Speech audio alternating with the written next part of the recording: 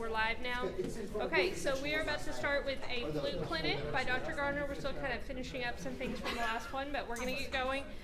If you came yesterday morning for the online, then you know that Dr. Garner is amazing and you're going to have a great time.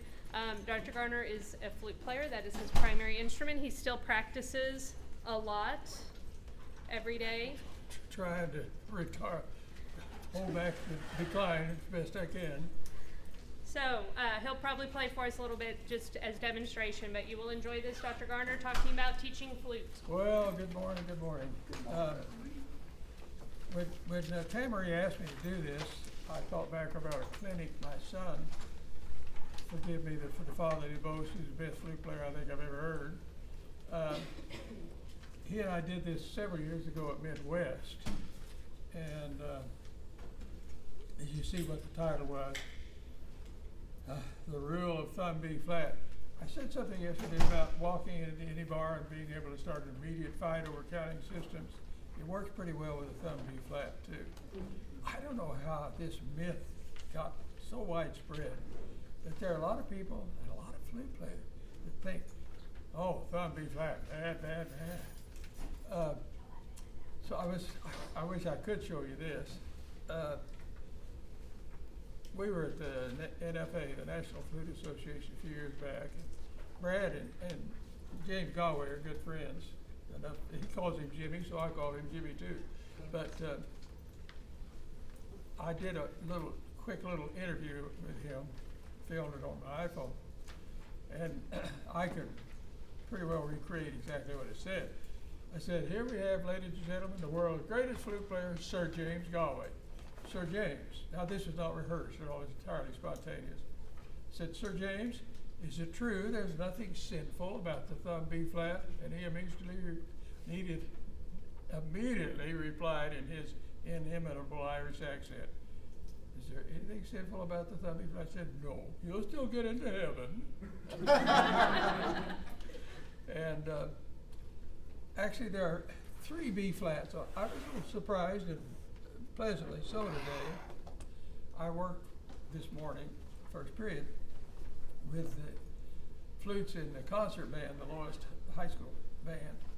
And I said, how many B flats are on the flute? And a couple of kids knew. Would somebody tell me, how many are there? Who knows for sure? Come on. Okay, how'd you know that? You said it. Oh. Well, I added one. No, I didn't. There are 3 B flats on the flute. The one that most method books start you out on, or what is commonly referred to as 1 and 1. So it's thumb, first finger on each hand, and the pinky key on the E flat. It's good B flat. Then there's the, for whatever reason, some people think it is simple, the thumb B flat. Sounded a lot different, didn't it? No. And the other B flat is called the what? Lever. Oh my gosh. You guys don't need this flute flat. The lever is this little key right here. It's right above the first finger on the right hand. And it, do you hear any difference? Here are the 3 B flats. Lever, thumb, 1 and 1. Vast difference. They're identical. In terms of tone, pitch, they are absolutely identical. No one superior to the others in the least. So which one you choose depends entirely on context. Let's say we're going back and forth from G to B flat, and my teacher taught me B flat is fingered for the first finger on each hand. Okay, there we go. It didn't work so well, did it? Okay, move your thumb over on the B flat. No problem at all. And which one do you think we would likely use most of the time in band? Well, we're in flat keys most of the time, aren't we? And by the way, you don't just move it over there on B flat. I'm going to play an F scale. Anytime the thumb is down, it's on a B flat scale, a B flat key. B flat scale, E flat, all of them. There are two notes on the flute that you don't dare have it down on, however. One is an octave, third octave F sharp. So started on the B key, and then you heard what happened when I shifted. High B is the other one. You cannot have it on those two. The third octave, F sharp, and B. They don't work. So there was an example going from G to B flat where you wouldn't even dream of using 1 and 1. Often you'll find yourself in a situation where any one of those three B flats, you got a whole note followed by a rest on either side. You use whichever one you prefer. Doesn't matter in the least. But as I said, depending on context, sometimes it could be one or of two, but not the third one would work well, or sometimes only one. Let's go back to G to B flat, and suppose we were going now to B natural. Well, we already know we don't want to use 1 and 1 there. Now we've got the thumb, and we have to slide. But let's put it down on the G, put the lever down, it won't affect the G. Absolutely the lever, no other choice. But suppose we had to go from F to B flat to B natural. Well, thumb doesn't work very well, does it?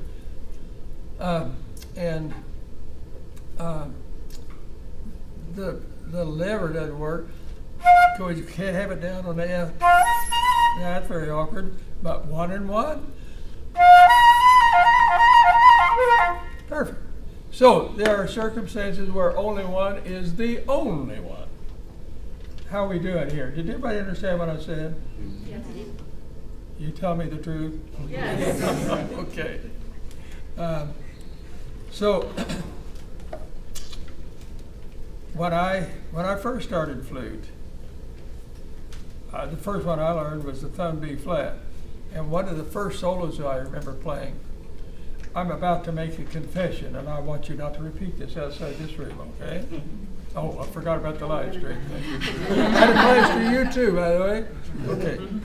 First solo I learned was called The Pipes of Pan.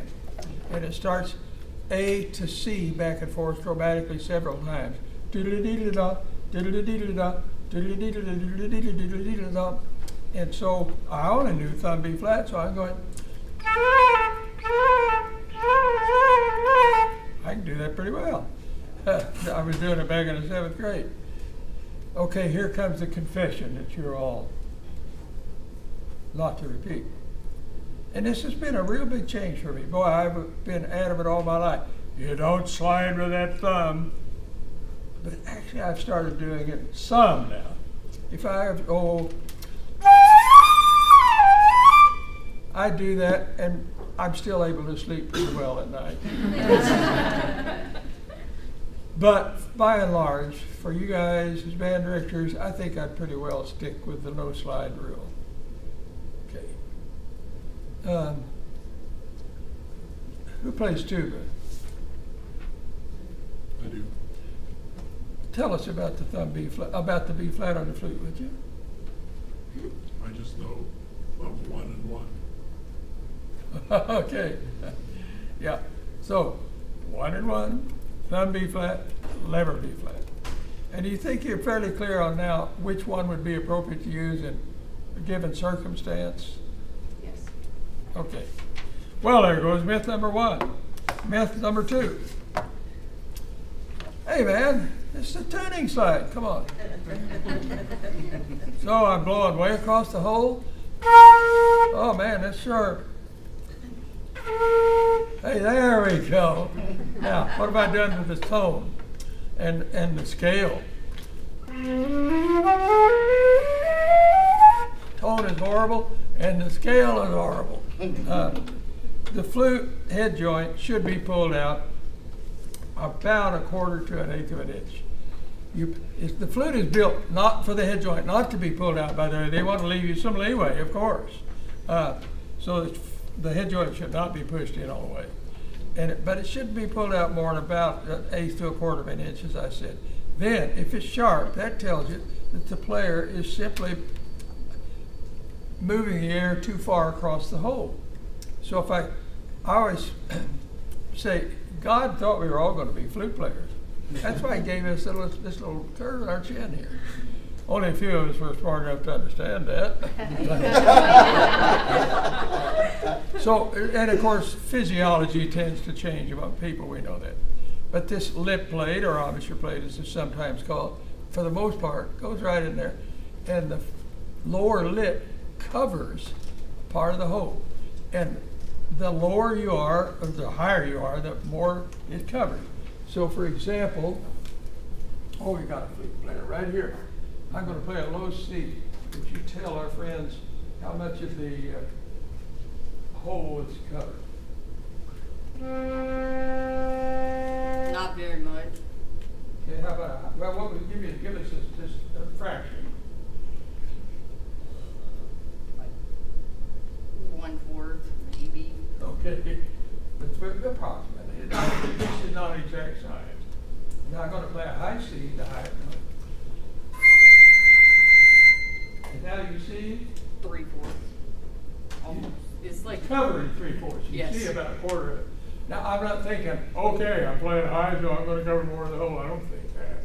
But as you go higher, the lip. Oh, sorry. You're fine. We can adjust and move to you now. Oh, okay. We're good. As you go higher. you cover more.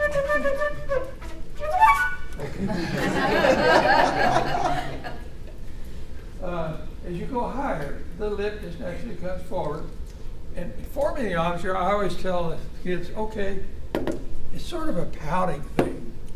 First of all, the worst thing you could possibly do is pull the corners of the lips back.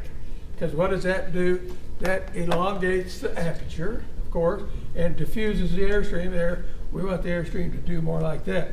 So imagine your mama said, no, you can't look at TikTok anymore, go do your homework. And you stalk out pouting like that, hey, maybe you ought to be a flute player. So we got this down here, lower lip puffing out over the hole. Now we talked yesterday about, I don't believe in spending a lot of time on the head joint alone, but it's fine to spend some time on the head joint. I wouldn't start that. I told you yesterday. We're going to learn to play a tune. And then we'll start trying to refine things as we go along. Okay, now with the head joint alone, it ought to produce a pitch of about A covered, A flat. Okay, covered is probably better. It's easier for it to produce a sound.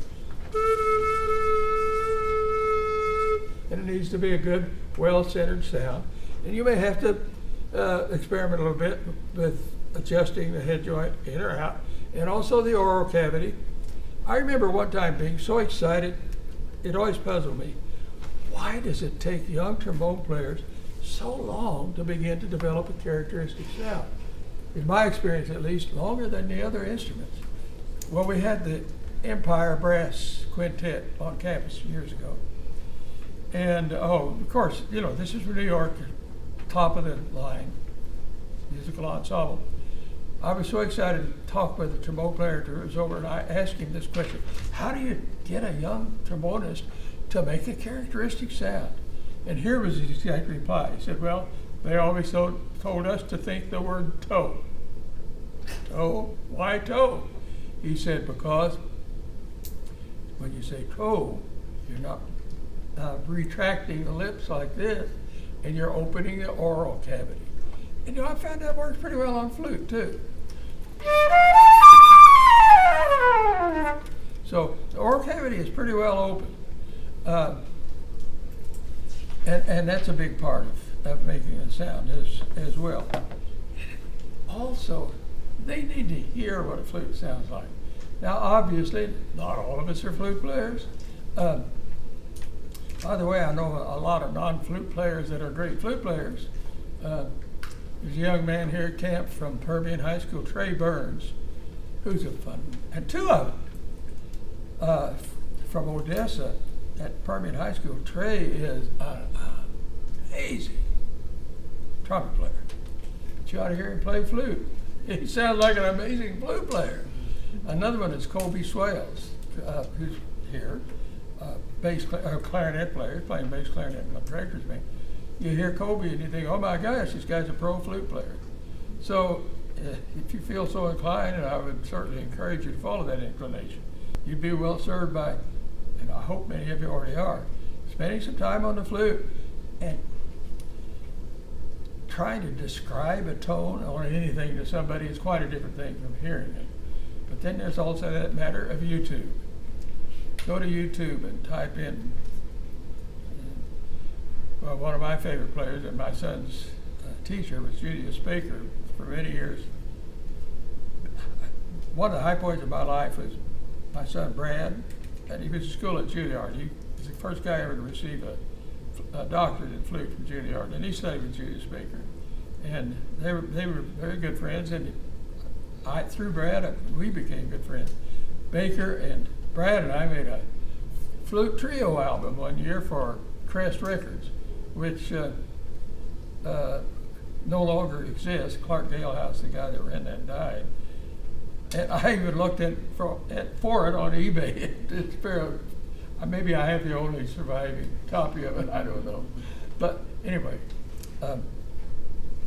what was I going to tell you about Baker? Whatever it was really fascinating. You said to go to YouTube and... Say what? You said go to YouTube For a good to sound. get good Yeah. tone. Oh, thank you. That was a little test, actually. I knew that. Type in Julius Baker, James Galway. This is the sad thing about Galway. Have you noticed old singers, the vibrato starts to get, and you hear, it's mostly women, it seems. And go to a football game and they're singing, oh, say, can you sing? Boy, it happens to flute players. Always vibrato has disappeared altogether. Mine is not nearly what it used to be. I still practice on it every day, trying to retard the decline as much as I can. And it's with a general wide range of acceptability, but not close to what it used to be. But type in James Galway, anyway, his earlier recording. Jean-Pierre, Ron Paul, two of the hot players. Type in Brad Garner. And you'll hear a lot of great flute players. And your kids need to hear that. They need to hear what the ideal sound on their instrument, whether it's flute or something else, actually is. As I told you yesterday, it mystifies me why band directors don't do that more often. It is such an incredible opportunity. Maybe I had a little talk with the flute section I did this morning. Any of you on social media, you'd probably be surprised to know, yeah, they all do it. And the site of choice, what do you think was the principal site of choice among them? TikTok. Yep, you got it. TikTok, TikTok, TikTok. Okay. I don't know if there are any good flute playing on TikTok. I've never looked and have no intention to, but there's plenty of it on YouTube. Okay, enough of that. Any questions so far what we talked about? Okay. Online, Randy Vaughn says hello. Say what? Online, Randy Vaughn says hello. Oh, Randy, how you doing?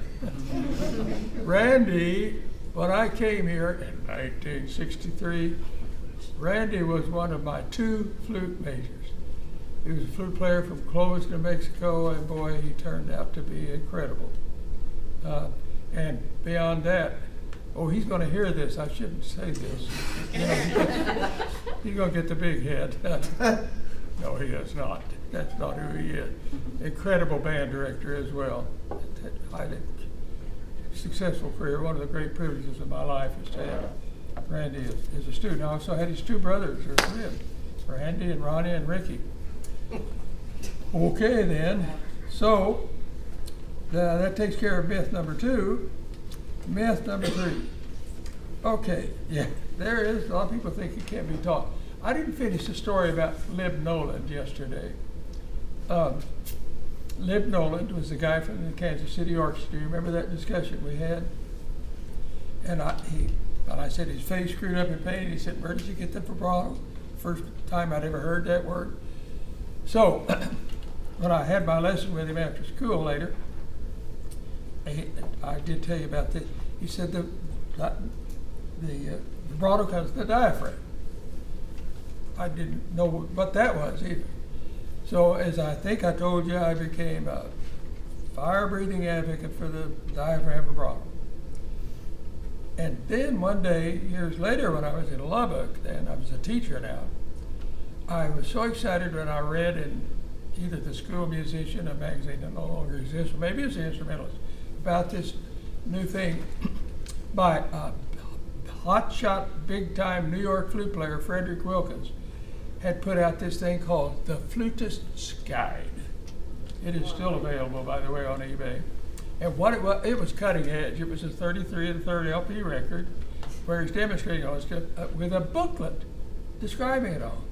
And man, I ordered that. I just waited breathlessly, salivating up by the mailbox, waiting for that to come. And when I did, I was so excited to open that and read it. I got down to part about vibrato. He said the vibrato comes from the throat. I thought, oh my gosh, I just can't read that. I'll never make it to heaven if I do that. It made me really angry because I associated that with the Danny Go vibrato.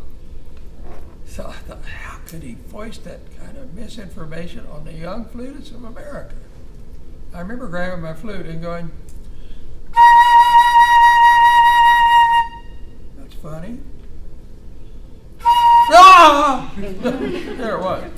The flute, my friends, this is another bar fight you can have right away. The vibrato is produced by the vocal folds. Helen Blackburn had a fluoroscopic study done one time she was with her doing a vibrato, and she said those vocal folds were, if this was her term, fluttering like butterfly wings. So how do you do that? And here's what Fred Wilkins said in the book. You start with a throat staccato, which is controlled by the constrictor muscle, he said, in the throat. So it's up, up, up. And as you gain control, a little faster. And maybe. And eventually, it becomes a real vibrato. Now, as far as vibrato speed, that's a matter of personal, and width. The width is determined. Now, on flute, the vibrato is primarily between a dynamic vibrato, loud, soft. Now, it's true, when you play the loud part of the vibrato, it's going to be a little higher in pitch, but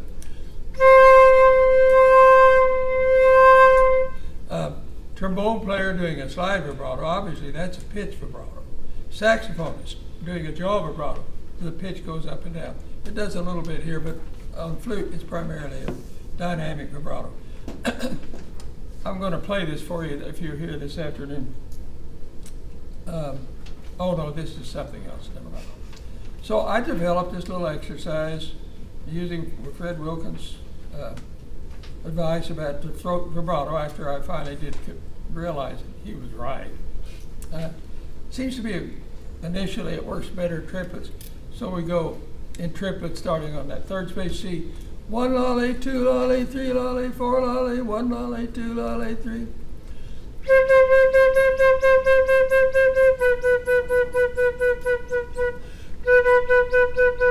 You have that on the sheet, I think, don't you? The handout, or not? Vibrato exercise. Okay.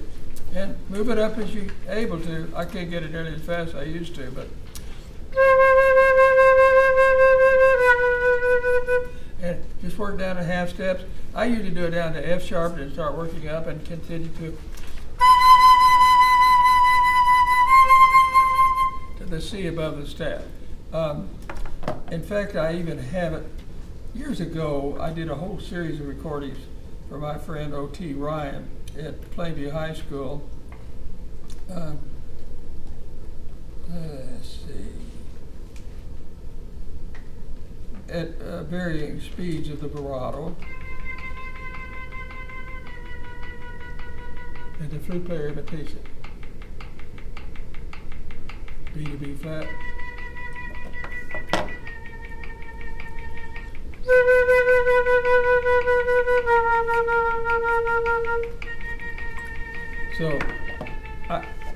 this series of exercises start on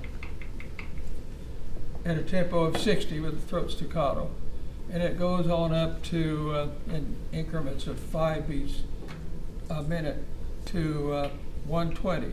But then I also have the going home melody where they actually put it to work. I think this is where the vibrato is the slowest. I hope you can hear it. The vibrato is now fast enough to begin applying. This is the slowest one. Context. I'll play the going home melody on the vibrato study sheet 2 measures at a time for you to repeat and imitate. So using a this vibrato is of about the speed you 2 measures, and then the player Actually, imitates using it. vibrato, we don't try to measure the I know, go dosage, ahead. but simply turn it on. It's hard to get this guy to stop.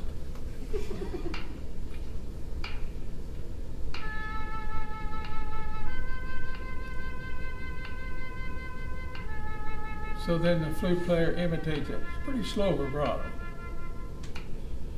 And then the piece goes on, and then later on, it's a little faster version of the same thing. I think this is the same one. Going home, going home. Well, here it is. It's reasonably faster.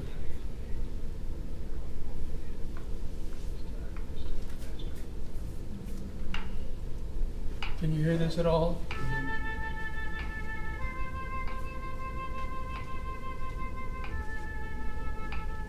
So here we're not trying to measure the pulsations at all. We just try to turn the vibrato on, make the tone sing. So that's what that's all about. Any questions? Okay. Just to clarify, when you're talking about throat vibrato, is that the same as with the back of your tongue going yeah, yeah, yeah, No, yeah, no, yeah, no, yeah, no, or is no. that a different? No. You did that. You did that already? Yes,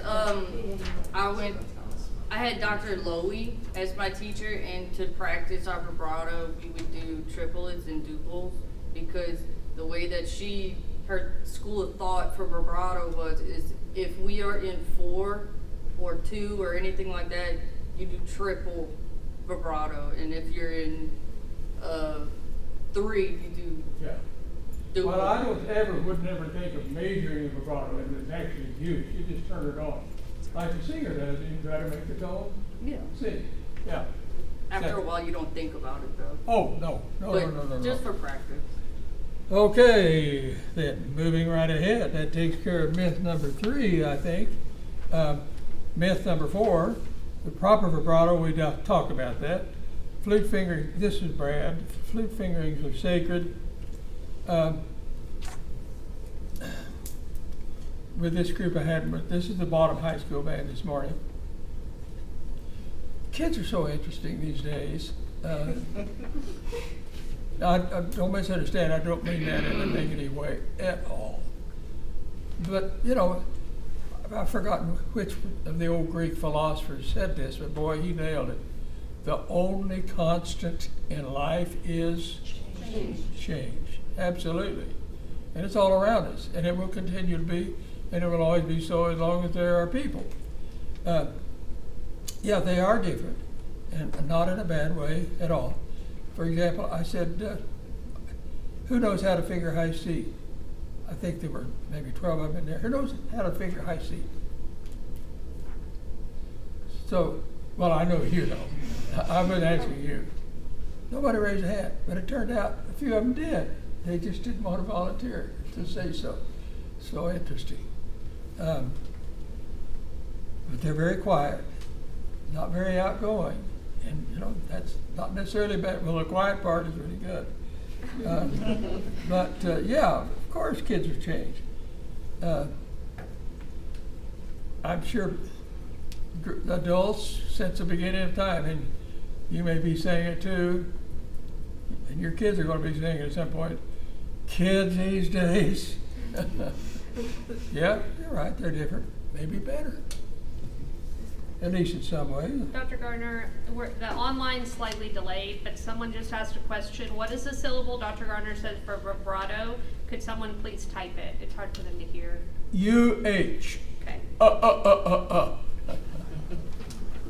Don't you touch that. You can feel it in the throat. Yeah, it is definitely a throat vibrato. A lot of people, they're still insistent on that. This is true on double reeds, by the way. My favorite all-time bassoon player is Arthur Weisberg. We had him here at camp a number of years ago. He's no longer living. Oh my gosh, what a player. And I have his book on bassoon. I saw this on YouTube. He's talking about vibrato, and he is absolutely adamant about it, that the vibrato is a diaphragm vibrato on bassoon. Listen to him play, there's no way that could be a diaphragm or abdominal vibrato. It's a fast singing vibrato. If you ever have a chance, listen to his album. It may be available, or part of it, on YouTube. It's called Bach on Bassoon. He plays Bach, cello, concerto and stuff. Oh, gosh, just an amazing player. But he is adamant about it. It's abdominal vibrato, to use the more proper term. And maybe he calls it that, I'm not sure. But he does do that YouTube thing where he's quite insistent about that. I noticed in the flute tryouts, a lot of the kids, I don't know, do we need to talk about the fingering thing anymore? Fact is, the first two octaves, how many of you were here last year? Okay, so we talked about all of the flute, woodwind fingering business. The first two octaves of the flute are fingered primarily the same, with a couple of exceptions, exactly the same. Third octave, they're all harmonics of the first octave. High G is the third octave, the third partial, high D, I should have said, high D dog, third partial of G. And we have something of a register key here, in this case the first finger. And high E flat is the fourth partial, so it's fingered just like low E flat. And our register key is the pinky. So most of the third octave key fingerings are fourth partials. They're all, the flute is, well, you go below the whole harmonic series if you want to.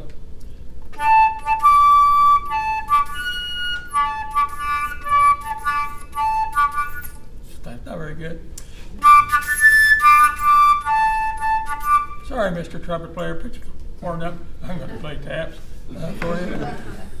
So yeah, you can do that on the flute. And a lot of people put a lot of stock in playing the harmonic series, and it's a good thing. Never move the jaw. This is Brad. Yeah, there is some jaw movement. Comes forward a little bit as the lip goes out. I don't think that's a big deal.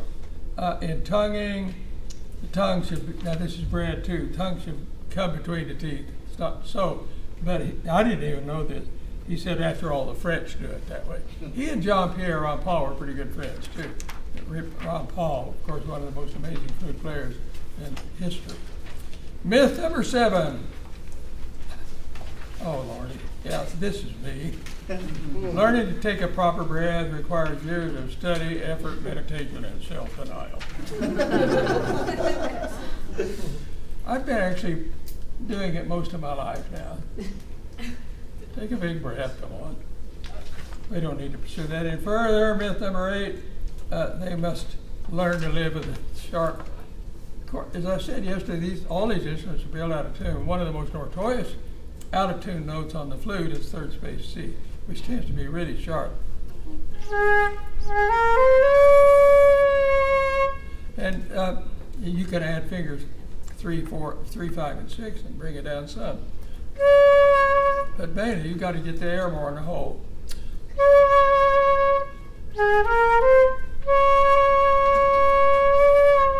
It's the shortest tube tone on the flute, and therefore very flexible.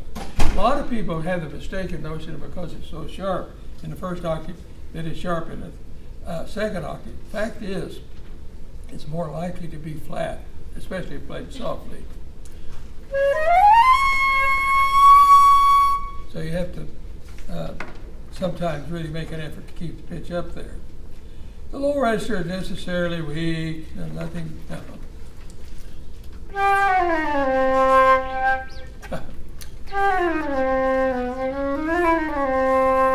You get plenty of sound down there.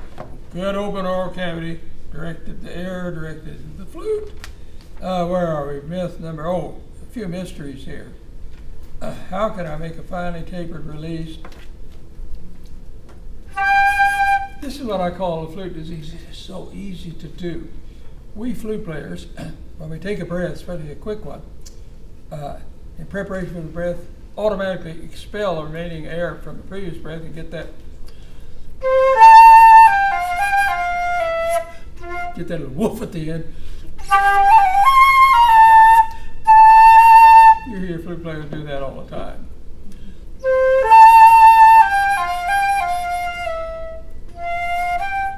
So the finely tapered release, and if it's a high note at all, sometimes just whoops, just pushing forward with the right hand, pulling away from the flute can do it just fine. That's what I call the flute disease.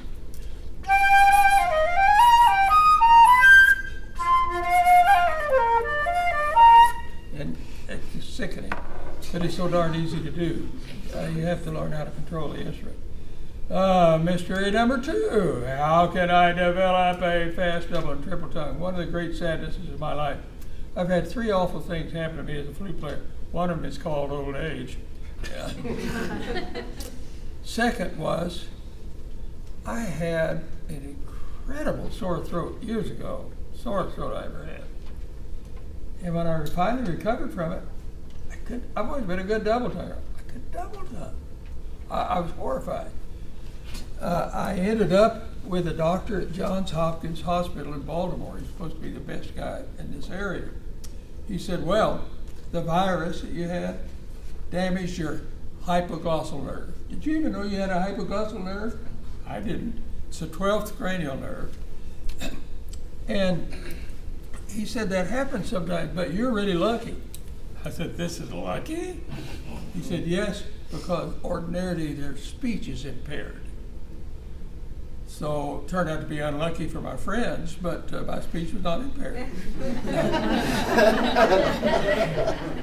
And I said, well, will that nerve regenerate? He said, no, nerves don't regenerate. I was frantic. I said, well, will another nerve take over maybe? He said, I don't know, get back to me if that happens. I can double tongue a little bit.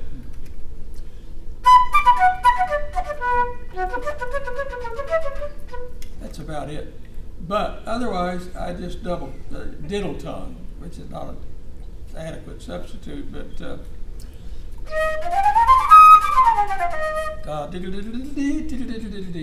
it gets me by pretty well most of the time. And so the other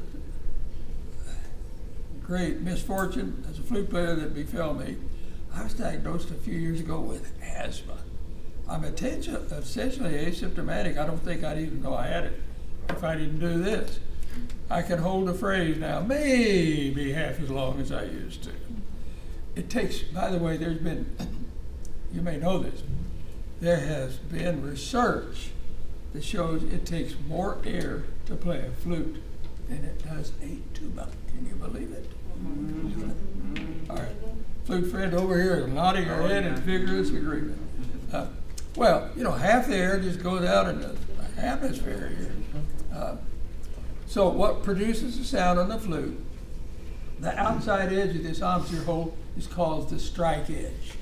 And the airstream hits that strike edge, half of it goes across, and, well, that's theoretically, half of it goes across and the other half is set into vibration in the flute, and that's what makes it sound. Galway says that, I think he's right. It's not half, it's more like 60% goes into the flute. So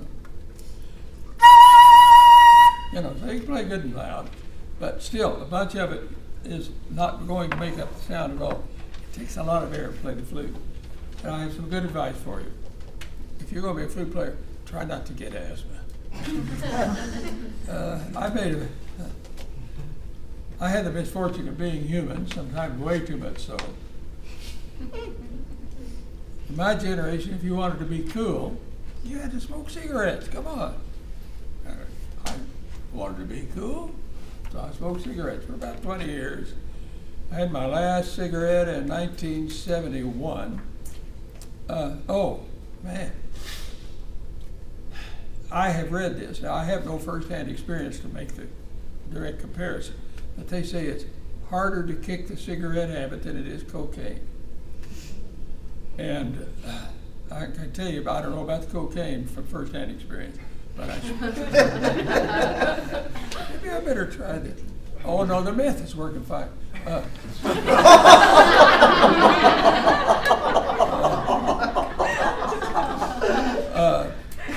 But I'll tell you, kicking that tobacco habit, friends. Who has stopped smoking in here? Anybody? Yay. Who said that? I said yay. You did? I said yay. Yeah. Yeah. Did you ever do anything harder? No, I was saying yay for them. Oh. Whoever that was, did you ever do anything harder than quitting smoking? I never did. Oh my Lord. I can remember a distinct moment sitting in a recital at WT. I hadn't had a cigarette in about a week, and I could remember thinking this thought, you know, I'd really rather just go ahead and die an early death than suffer like this anymore. But after about a month, I realized, okay, life is worth living. After about a year, you can't be around anybody who's, if somebody walks in the room and has had a cigarette in the last hour, I know it instantly, and I judge them immediately.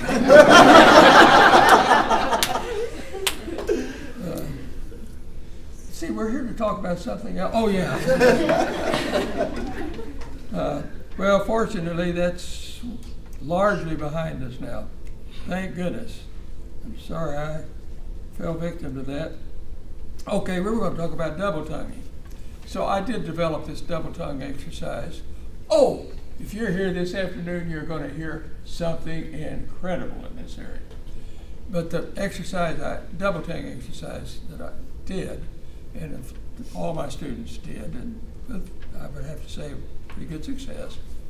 We start with the back tongue, 3 syllables, ka, no, sorry, ta, ta, ta. Then we try to model that with a K, ta, ta, ta, ka, ka, ka, ka, ta, ka, ta, ka, ta, ka, ta, ka, ta. So.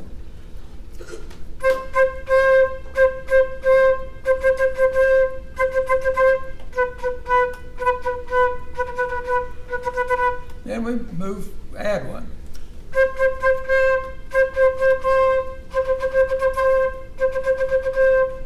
Even that's a little bit on the edge for me. And then later on,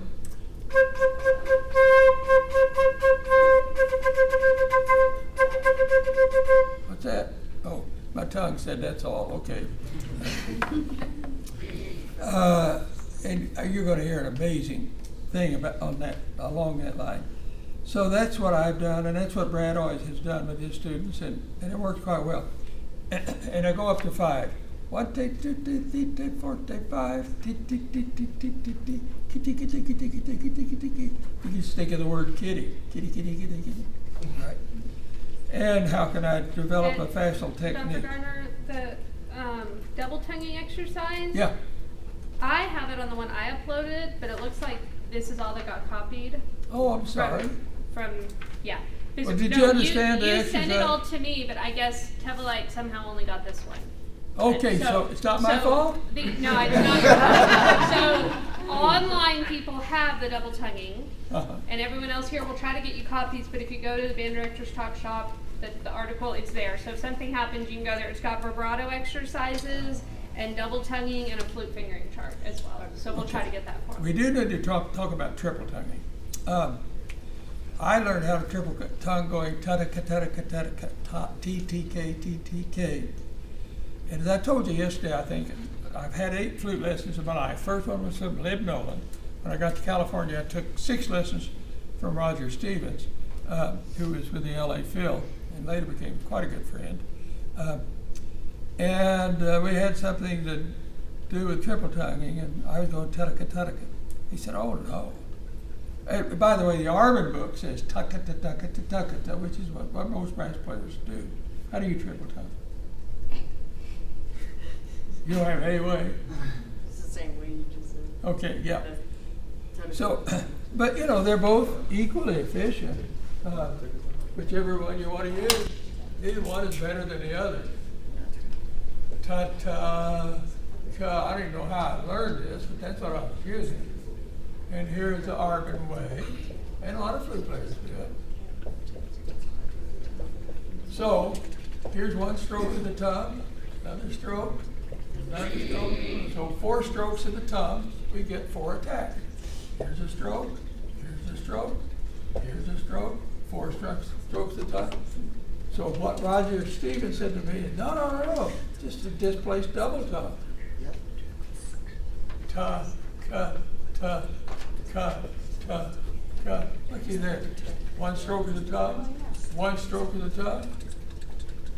3 strokes of the tongue, we get 6 attacks. We don't need 4. That was so hard for me. I could see the logic of it. Oh man, I struggled with that. But I felt after a while I got it. And I've never been able to convince a brass player, you know how they are. I've never been able to convince a bass player to do that. Flute players, of course, we're a little more open-minded. And I remember in high school, I played a piece called Through the Air. I'm diddle-tonguing, by the way. That was all about a 3rd division.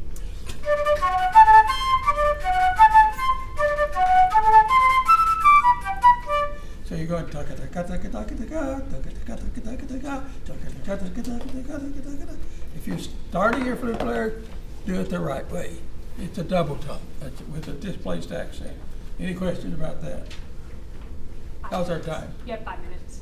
Okay. So, how can I develop a facile technique? Well,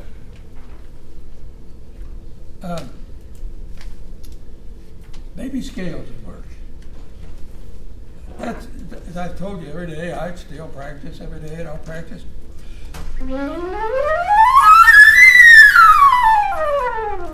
I do several times a chromatic scale. I don't want to forget it. And then I do scales and thirds. All 12 scales, the whole range of the flute. And then I do the Taffanel Gaubert. That's a famous flute book from years ago.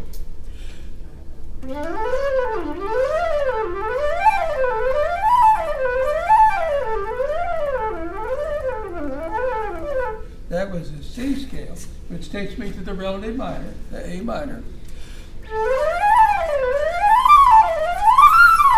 So play that, which takes me then to F major. And D minor. So you go through all circlefuls, all 12 scales, and all the relative minor. I do that every stinking day. This relates probably a later clinic we're going to do. I told you I had no intention of being a band director. I had no intention of being in band. I was part of a little 3-man group, 3-kid group in grade school and into junior high with Benny Bruckner and Dick Brooks. We were as tight as 2 kids can be, boy. Great friends. They joined me. And band, school been going on for a while, and they kept leaning away. Hey, gotta get a band, gotta get a band. Finally, I landed. Okay, I got in band. Every day, I promise you. I'm down there in my little music dungeon, a little cellar where I spend most of my waking hours. Every day, at least once. They're both gone now. Sorry to say. I look to the heavens and I say, "Thank you, Dick and Benny." They didn't know, nor did I, or have the slightest idea that was the intent. They determined the course of my entire life when they got behind me and twisted my arm and made me get in band. Oh, wow. Thank you, Dick and Benny. What a lucky thing that was. So, yeah, I still do that every day. Betsy and I. And I guess But I fell in love with this thing. Didn't take long. I did give her a name. How many of you have named your instrument? Any of you? What's her name? His name's Philip. Philip. Hey, maybe we could get something going. Philip and Betsy. And my piccolo's name is Frank. Is what? My piccolo's name is Frank. Frank. Yeah. Okay.